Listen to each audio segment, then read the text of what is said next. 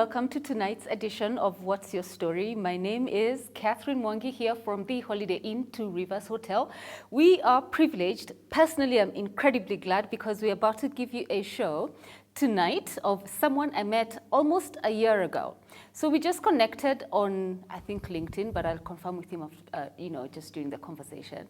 And the more we spoke, the more I felt that, wow, this story just needs to be on What's Your Story? So a year later, here we are, because somehow, somewhere, our schedules just weren't gelling or merging, but then here we are. His name is Mr. Bhavesh Chandaria. He is the CEO and Executive Director of Ethiopian Steel PLC, based out of Addis Ababa. So I heard he's in town this week, and we decided to literally just grab him. You're welcome to the show. Namaste, thank you. I'm so delighted to be here. Yeah. Thank you very much. As I really, really am. We're finally having this conversation. So what people need to know about Mr. Chandaria is he's widely traveled, vast, impactful experience in different continents. The America, that's the USA. Europe, different countries in Europe. Asia, that's India, and Africa. He says, at least from the last conversation we had, I think that conversation is now enlarged, Africa is the place to be right now.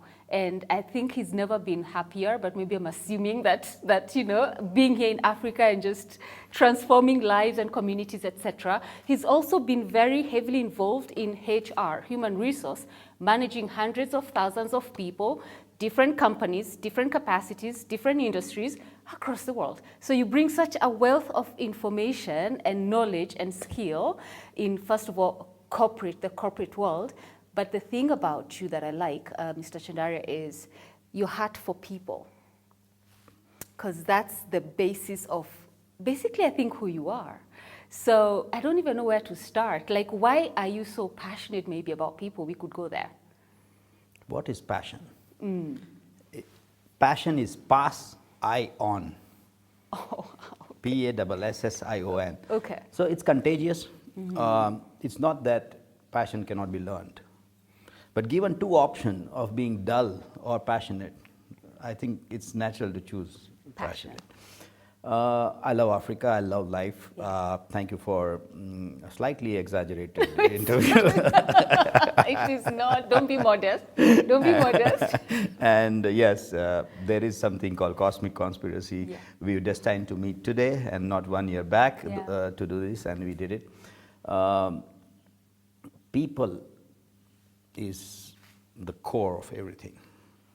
Of course, the planet is even more core to everything, Yeah. but you know what? My love for people accentuated when I met Africans. Oh, wow. Indians, of course, my experience prior to coming to Africa first time in 2004 when I joined as the head of HR and training for BIDCO.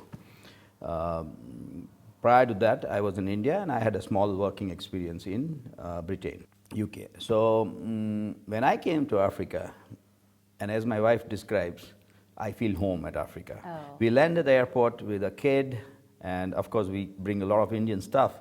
So two full trolleys, and the kid was just 2 years, yes, and was sleeping. So my wife was carrying our kid, and the trolley you can't manage. And there came a beautiful gentleman and said, "Let me help you, Karibuni, Kenya." Yeah. And my wife says, "We are at home," and I totally agree with her. Yeah.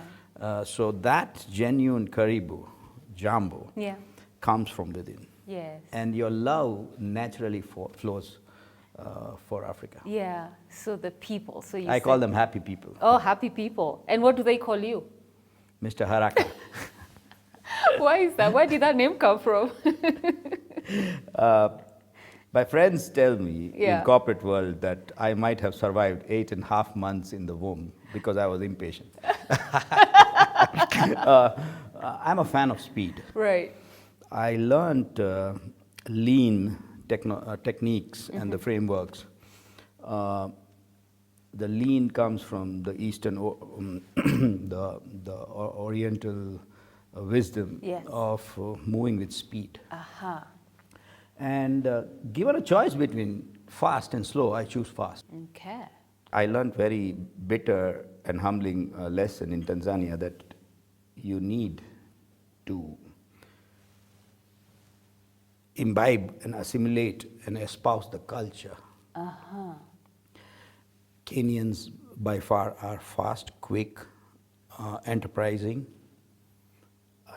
whereas Tanzanians prefer to be more social. You need to do the process of habari yako, genuine, habari ya family, habari ya afya, habari ya nyumba. That process has to be done. And then you come that I sent you a Papua Barua Pepe email. I was learning Swahili that time. And please check, and this is the issue. And guess what? After 2 or 3 hours, you meet again. And you don't jump to the point. You again repeat that. And go slow to go fast. And I'm impatient, so they call me.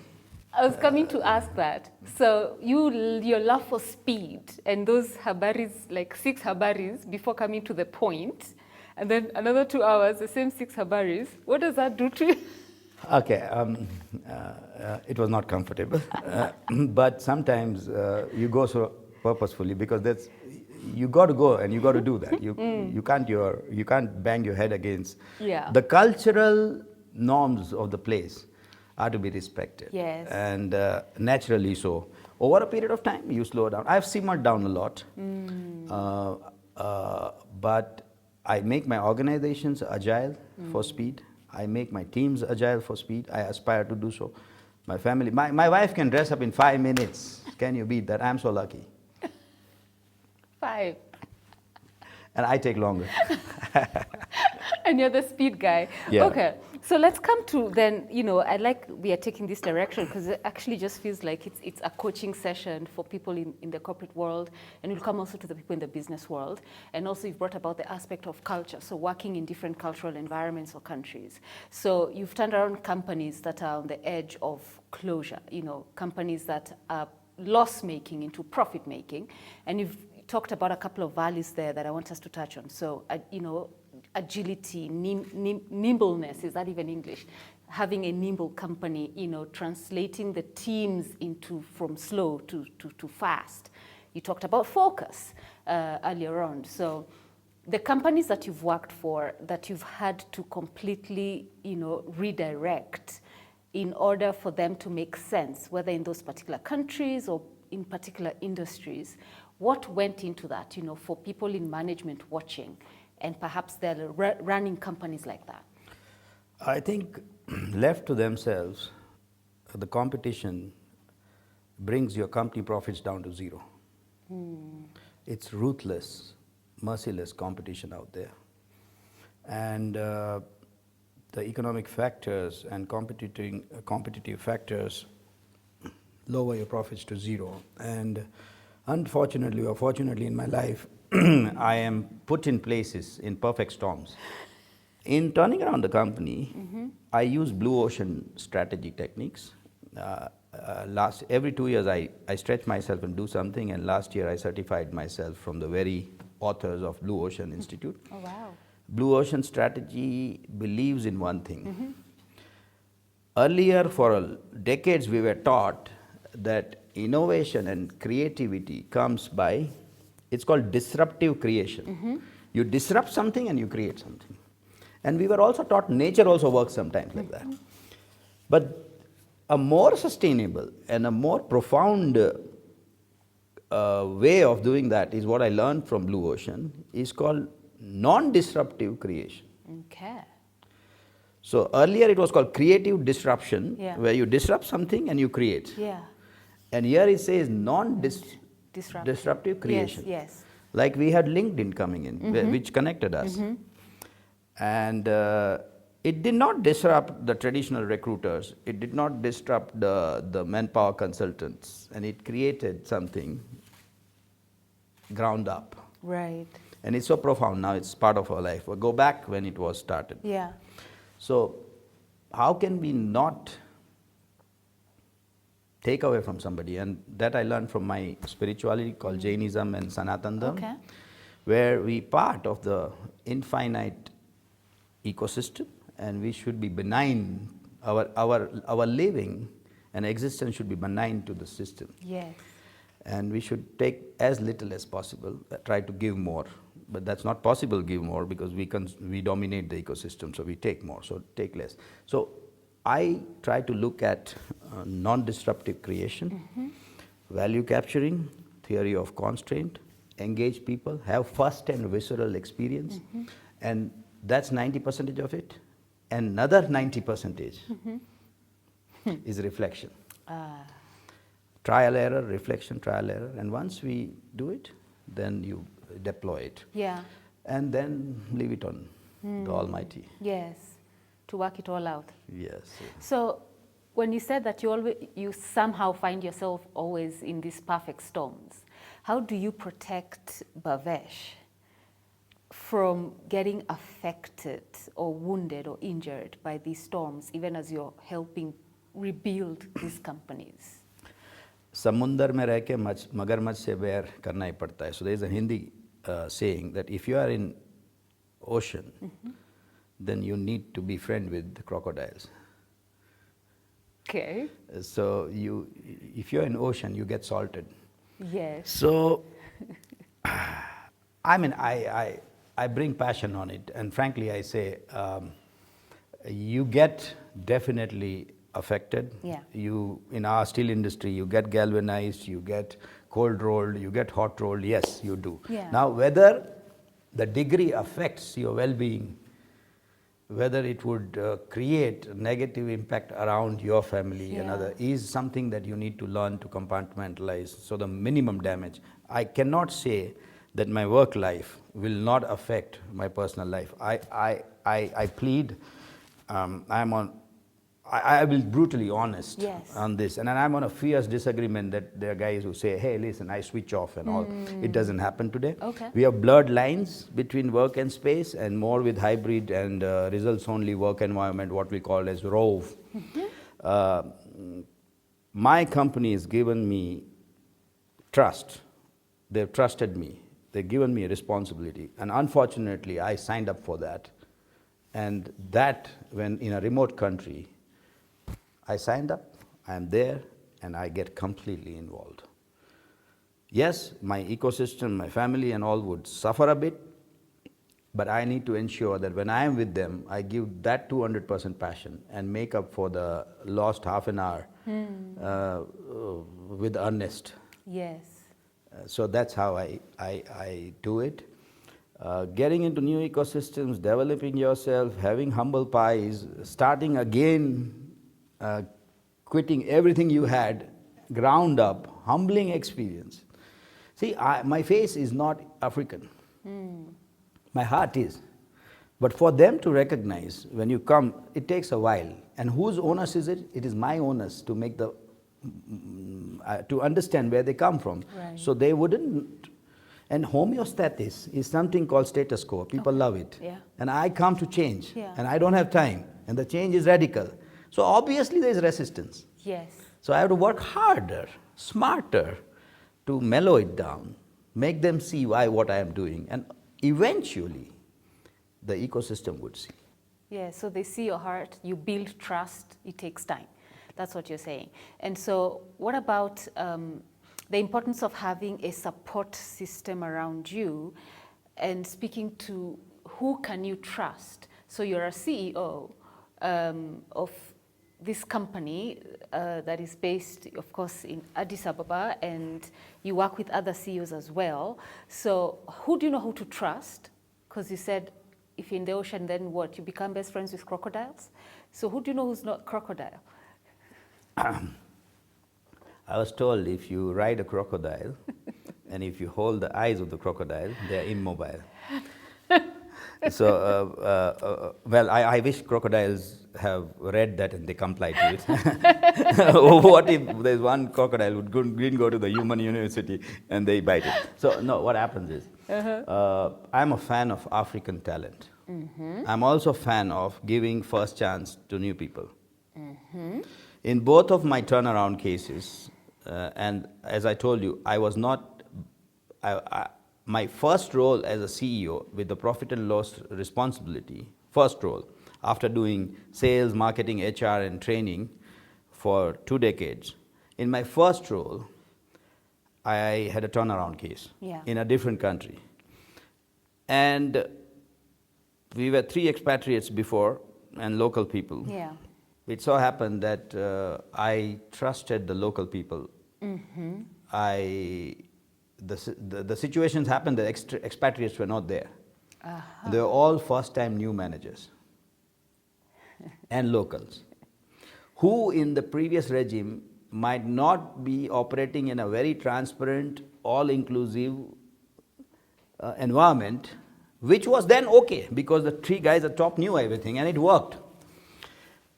So, a total change, total new team, and you have to build everything. So I follow my model of D's and E's. Okay. It's first thing I'd set expectations. E for expectations. Okay. Then I enable them with the resources, with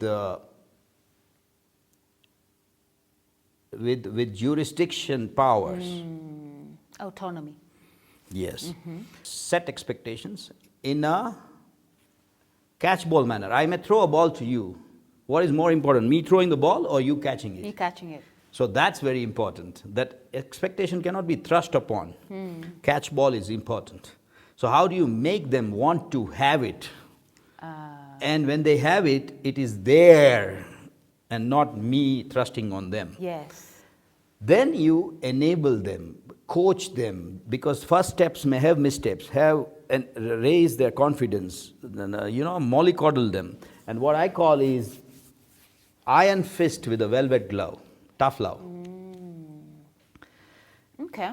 So long as our target is sacrosanct, we are here to deliver something. Yes. But in the process, velvet glove helps. How you engage. So you need to be hard love, tough Yes, love, yes. And then empower them, coach them, and hold them accountable at the end. So that's important. And my model of D is basically do, decide, delegate, and design. Wow. Do, Yes. decide, delegate, and design. Yeah. There are certain tasks you need to do. But at a CEO level, in the early journey, you do a lot more because you want to set the pace. Yes. And only you know cognitively how to do it. Then in order to decide, you create systems where you get those filters and you decide only on those. You still keep decision making with you, but come with 3 options. Don't come with me without a proposal. Don't come with me. So come with A, B, C options. Give me your confidence rating, and I have credit. I have this much limit. The tolerance limits are to be set. Okay. Delegate. Use situational leadership model. Different people are at different levels of motivation, capabilities, and critical tasks. If the task is critical, if I have to do a heart operation, I'll go to the best surgeon. But it was to treat a muscle ache somewhere, you may go to a physio and you may delegate. So depend on criticality of the task, and levels of the motivation and proficiency, you delegate. Some you coach, some you just tell, some you co-create. Oh. So different levels. Right. And the last is design. Design is the first thing what you asked me. Canvas the nature, strategize what path I want to take, what direction I want to take, where is the industry play, where is the competitive strength, where is the economy play. And as a CEO, you are not an industry guy, you're not only a company guy, you are an industry and economic guy.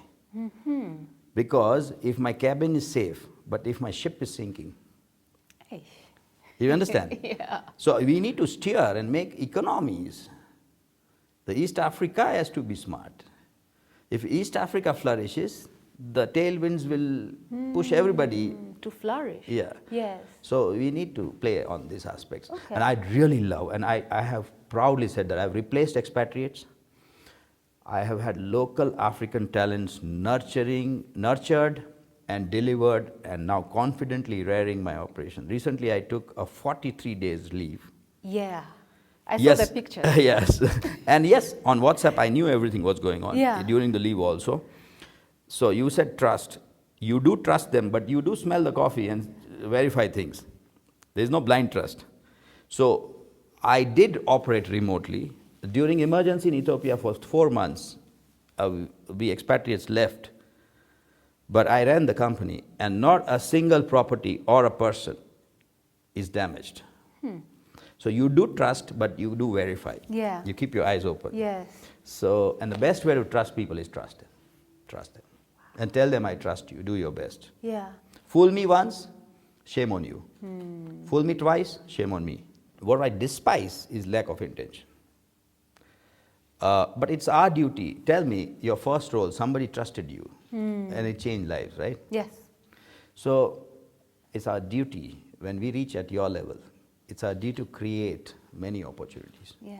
Many opportunities we have to create. Give them a trial. One or two, one or two, one or two. Yeah. Yes, don't throw them away in very critical task in a rough sea Yeah. where failure is guaranteed. No. Iron fist, velvet glove. Give a air cover. Give room for experimentation. Yes. Create safe zones for experimentation.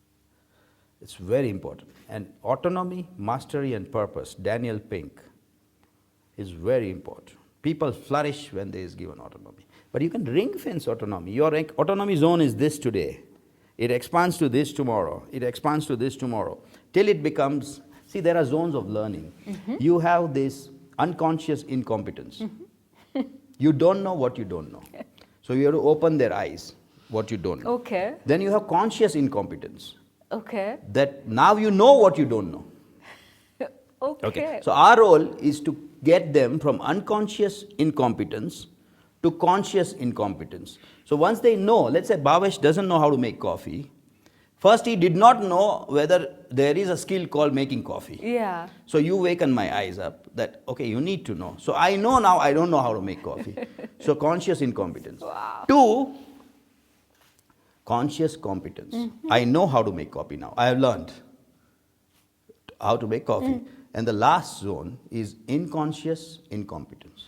Okay, I am drinking coffee, I close my eyes, the cup still comes to my lip, right? Yeah. So the hand motor kinet is working, right? Yes. So from unconscious incompetence, conscious incompetence, Yeah. conscious competence to unconscious competence, muscle memory. That journey, and onus is on us to lift the ecosystem around us and make it a learning planet, learning ecosystem. There is nothing better than learning. Look at kids, when they are learning, they're fine. I was born intelligent, but education ruined me, in the sense of the life ruined me. We stopped learning. We really stopped learning. And onus is on us to lift the ecosystem around us and make it a learning planet, learning ecosystem. There is nothing better than learning. Look at kids, when they are learning, they're fine. I was born intelligent, but education ruined me, in the sense of the life ruined me. We stopped learning. We really stopped learning. Okay, we'll come to the learning. Let's not lose this momentum. We'll come to the learning and what life has taught you and what you're teaching others around, especially the values, because I know we spoke about that a year ago, but we'll come to that.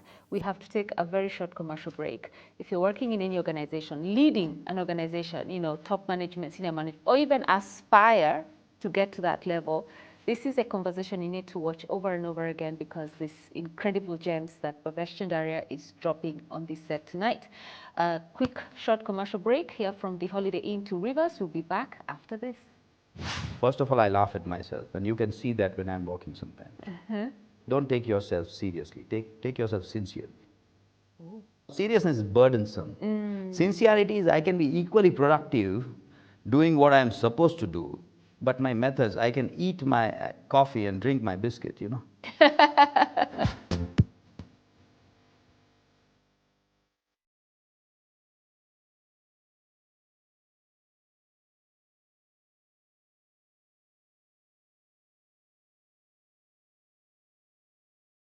Welcome back. It's What's Your Story? I'm Catherine Mwangi. We're here at Holiday Inn Two Rivers, speaking with Bhavesh Chandaria.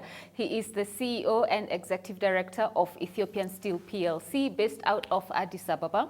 First part of the show was really corporate speak, but also I feel like some of the gems he's shared so far apply even at a personal level. Like, you don't have to be working at an organization for you to apply that, but also in your own life, and we'll be discussing that in this this part of the show. However, if you're also running your own business, whether it's an SME, MSME, or you're a hustler, as we like to say that in this country, I don't know what they say it in Ethiopia. What is the hustler word for? We need many hustlers. I mean, the world moves because of hustling. Yes, yes. So I just feel like this is a conversation where, because everyone now is looking for a little bit extra, you know, what can I do? What business can I get into? And you've been a trainer for almost 2 decades. You've worked with people, human resource, so the human element. So yes, you're a CEO, I mean, and you still build capacity and skill in the entire organization, like you said, while having oversight even on industry and economy. But when it comes down to people, for those who, you know, like now, we are all looking for, what else can I do? Besides this job I have, I want to get into business. How do we know what business is, first of all, to get into? So now we are full-blown coach.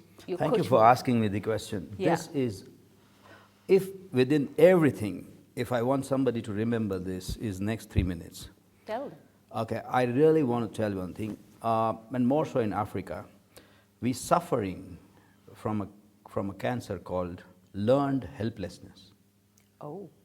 It's become templatized in our life. We accord lack of performance or dire situations to extrinsic factors of economy, labor, government, politics. So what are we doing? We're giving remote of our life to external factors. So the learned helplessness has to be removed and let us all drive our own lives. The difference between run and ruin is what? I. Yeah. Ah. So I run my life or I ruin my life. Totally eradicate this learned helplessness. You know, we quite often in our day-to-day life, we accord situation. It was traffic. It was weather. It was me not able to manage the traffic. It was me not able to acclimatize to the God's beautiful gift of variety of weather and this awesome nature. So learned helplessness is something that if I had a copy delete command, I would want to delete, and it's so embedded in our ecosystem that we do that. Please understand, learning happens in the space between problem and solution. If solution manifests quickly, learning doesn't happen. Yeah. Wow, that is quite something. So you do not, so what I'm hearing you saying is, stop having excuses and stop blaming external factors, because everything is here. You turn the lens and the magnifying glass inside. And take the path of least resistance. Do not take the path of least not, resistance. yeah. Not necessarily. You learn the smart ways later on, but take path which have hardships. Yeah. Naturally they don't have shortcuts and smooth cuts. Yeah. Ooh. But what about if I do not have the capacity for extended roughness? Very good. Not everybody is gifted properly and evenly. But you have your own stretch mark. Your circle is this, okay? Her circle is this. And you should be a better version of your yesterday, at least in your attempt and your desire. Sometimes you may fail many times. Getting what you want is success. And wanting what you get is happiness. So these are the values you've applied in your journey. You know, now you're a CEO, but you didn't start there. You started off in different roles, different companies, different countries. Would you say these are the qualities or the values you've applied all along to date? Values are like curbs on the road, as Vimal Shah of Bidco told when I was under him. And the curbs of the road basically protects you from overstepping into the undesirable self-set. Now you have personal values, you have organizational values, and the interplay. When I'm in organization, I need to espouse my organization values. And that catch ball of me making you buy that, wanting to play that is very important. A value-based living, a value-based thinking is something that will never make you alone. Will never make you down. There are moments in life where you don't achieve things, or you humbled, or you paralyzed, and then when you know your value-based thinking, you're never alone. I take recourse to Indian spiritual readings, Okay. lessons, learnings. Yeah. And whenever I don't find meaning, Yeah. making meaning is very important, very important. Yeah. And when you don't find meaning, you go there. Go there to Indian spirituality. In my case, I'm Yes. sure there are many spirituality systems they Yes. give, or go within. Yes. We don't do reflection. We don't do introspection. That is very, very under leveraged smart hack. Tell me how you do yours. When I walk, when I fly, when I embed the reflection zones in my schedules. Okay. First of all, I laugh at myself, and you can see that when I'm walking sometimes. Don't take yourself seriously. Take yourself sincerely. Oh. There's a difference. Seriousness is like, oh, I need to look like this, I need to do like this. No, seriousness is burdensome. Sincerity is I can be equally productive doing what I'm supposed to do, but my methods, I can eat my coffee and drink my biscuit, You understand? Like you use the word nimble. Yes. So be forgiving, but yet be sincere. So I do reflect, I embed what went right, what could be better. Did I live up to my own standards that I set? Do my default instinctive behavior negate my value-based living? And only you know. Hunger, simple temptations. You want to control and you eat more. Anger. Emotions or instincts are very strong and forthwith, and they ruin you. Oh. How so? Hunger, anger, abuse of people when you have power, physically abuse people, in a very low and Yes. this thing. So these are very powerful, and one has to be emotionally, spiritually evolved to have a pause button between an action and a reaction.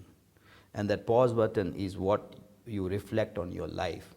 Everybody has vulnerable and hot spots, okay, and that triggers you. Yes. And life does, please understand, we measure life in a comfort. When there is everything going hunky-dory, Yeah. you behave. Yeah. It is during crucial stretch, unfavorable moment. That we grow? And that is where is the moment of reckoning. In that moment, how you behave, that matters, right? So your biggest enemy is you. And I'm not a saint. I falter. And my worst receivers are my dear and beloved ones. It's not that I'm not venting my frustration to my wife. I do. But it's after that vent, how do I recoup and again bring her back to awesomeness is what matters. You fall and you rise back. Yeah. I wish I would do that less. I'm no saint, I'm saying. But between the instinctive, impulsive action trigger and your action is a pause button. Know yourself. How do you react? EQ, emotional intelligence. It's very important. I have one question from you. You're asking me a question? Yes. Oh, it's the first one on the show? Okay, You interviewed so many legends. And what makes you do it again and again and again with the same enthusiasm? Curiosity. So I'm naturally curious about things, people, life, etc. I think it's my contribution in co-creation.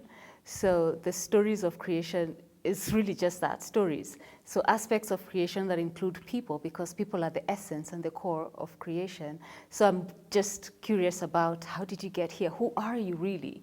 And now is not enough to get that, but at least I'm able to glean things that I can apply, or things I'm like, oh, wow, that was different. Oh, I can see how that got there. But that's the why, basic curiosity and my contribution in creation. So curiosity skills the cat. And that's why my nickname. Not kills, skills the cat. Cat is Catherine. That's why I'm Cat. The cat is Catherine. Only very close people to me call me Cat. Yeah, so yes, so it's a curiosity thing and just marveling. That used the word awesomeness, like there's this sense of awe. So when I hear about your story, I'm like, wow, okay. Cat is committed African talent. Huh. Curious African talent. Yeah. Okay, good for you. Oh, you've even already abbreviated it. Curious African talent. I like Yes, that. good. Curious and competent. Good. Thank you for that. Yeah. No more questions for Catherine. So anyway. I have reserved one for later on.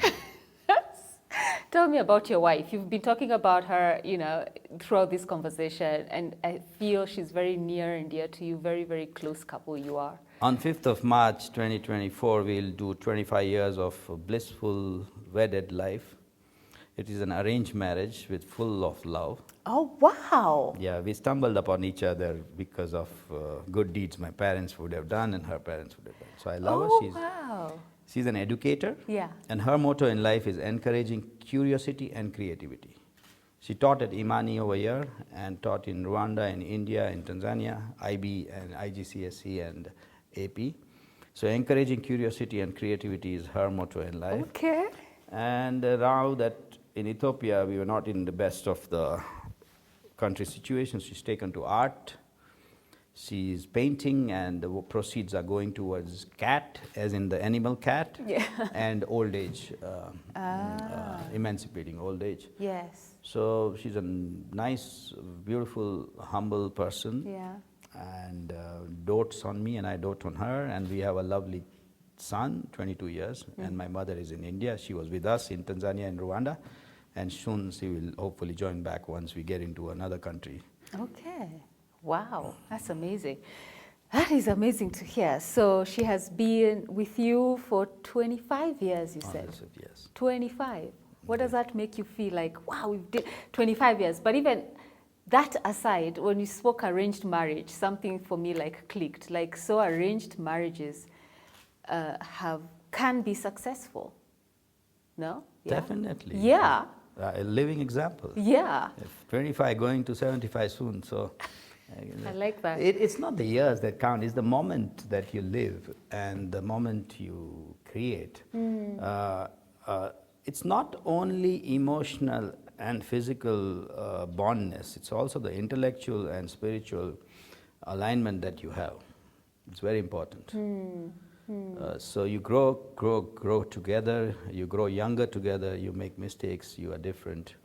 And we traveled I traveled always with her. Yeah. This time is an exception. She traveled a lot this year, so Yeah. she wanted to take some break, and otherwise it's fun. I miss her. Oh, that's beautiful. Thank you. Beautiful. So what's the next thing for you? Why is Africa the diamond the whole world is looking at right now, in your opinion, in your estimate? There's no doubt Africa is poised for tremendous unlocking of the potential that she already has. The world needs Africa as a food basket, as a talent basket, as a mineral basket, as a raw material basket. The reducers are our governance, our own faith in ourselves, the learned helplessness. Okay, is very important. Taking the path of least resistance is what is reducing Africa to realize this. We need institutional frameworks that do not arrest our progress and rather enable it.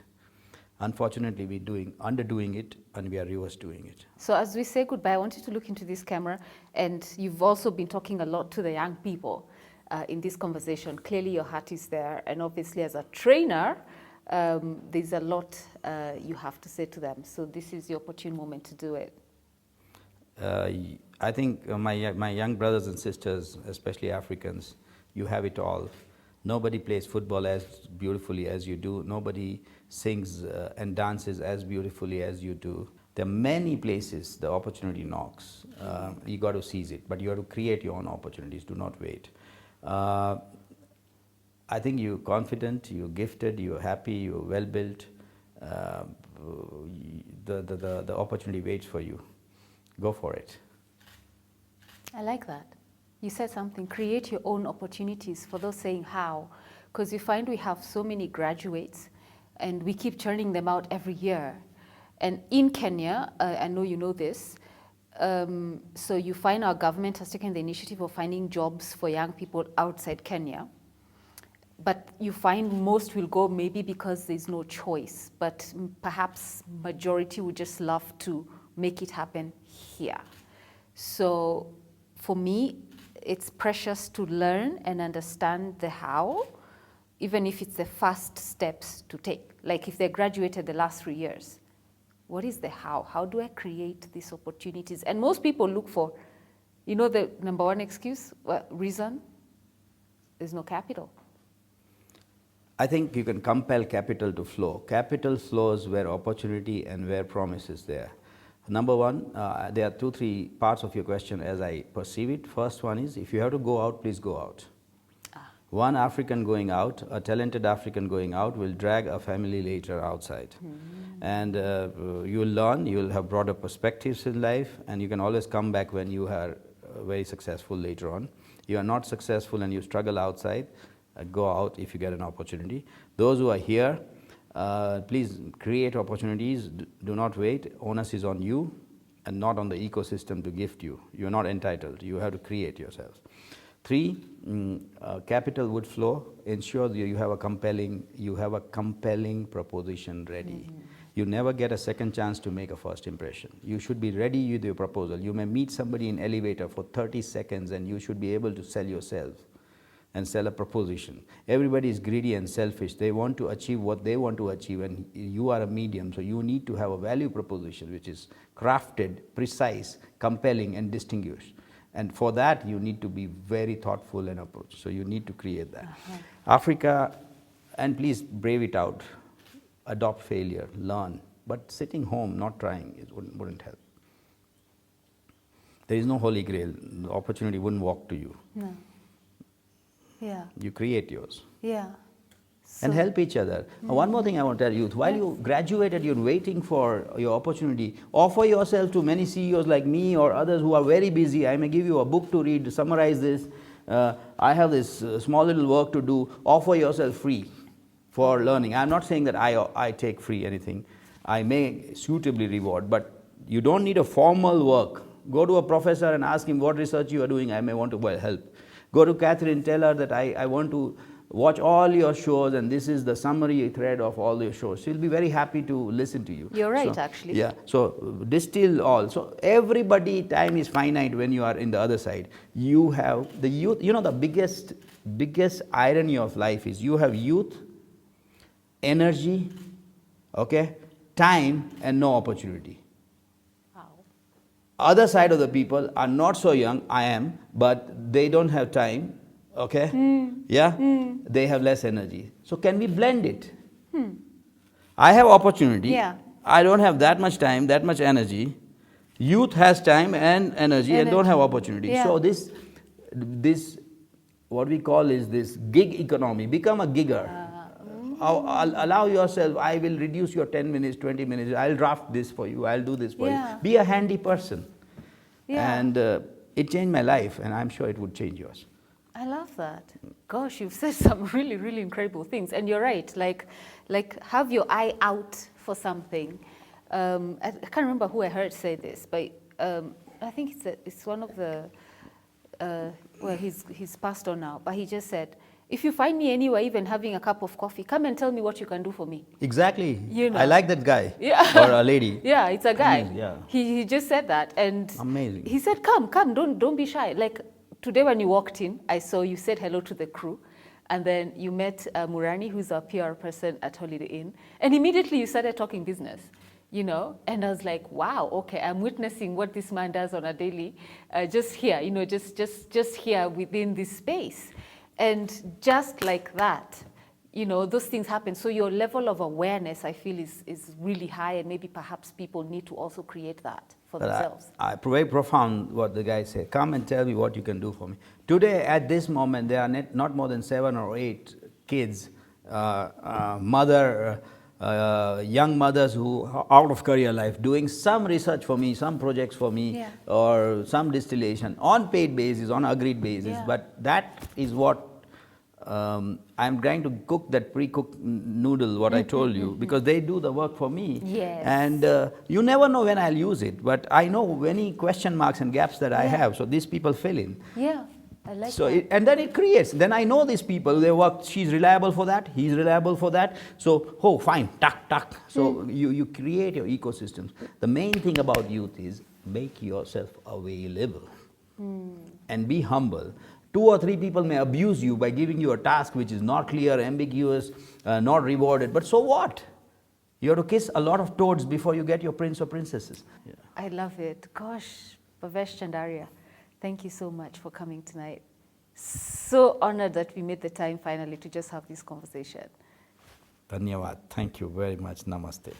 Namaste, everybody. Thank you very much.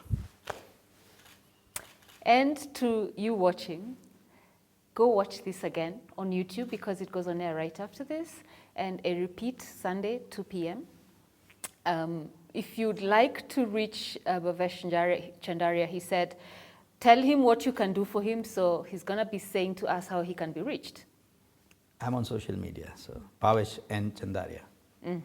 And I'm active, and I listen and I respond. All platforms, LinkedIn, that's why I've LinkedIn, connected. Twitter, Facebook, Instagram, yeah. So find him on social media and just reach out. What I know is that he's really good with people, and he's also a coach and a mentor to many, not just in this continent, but across different nations of the world. I know that because when I was traveling last year, you connected me to someone in Tanzania who had been to that country, and you said, anything you need, he can, you know, so that there's something with you and people and just wanting to see people come together to better their lives. So reach out to Bhavesh and Chandaria. His socials are on your screen now, and just have that conversation. I am glad, honored, grateful that you made time tonight to tune in, and I am grateful to you as well for coming tonight. Thank you so much. Feelings are mutual, bottom of the heart. Thank you. Thank you so much. Good night. Experience the essence of hospitality at Holiday Inn Nairobi 2 Rivers Mall. Whether it's the comfort of a great family meal in our restaurant or the guarantee of a warm welcome that puts you at ease when you arrive, we strive to evoke irresistible smiles. From the laughter of colleagues celebrating to the comfort of our cozy rooms, our goal is to create joyful experiences for our guests. Join us at Holiday Inn Nairobi 2 Rivers Mall, where every stay is a cherished memory. For reservations and inquiries, email reservations@holidayinnairobi.com or call 0709 264 000.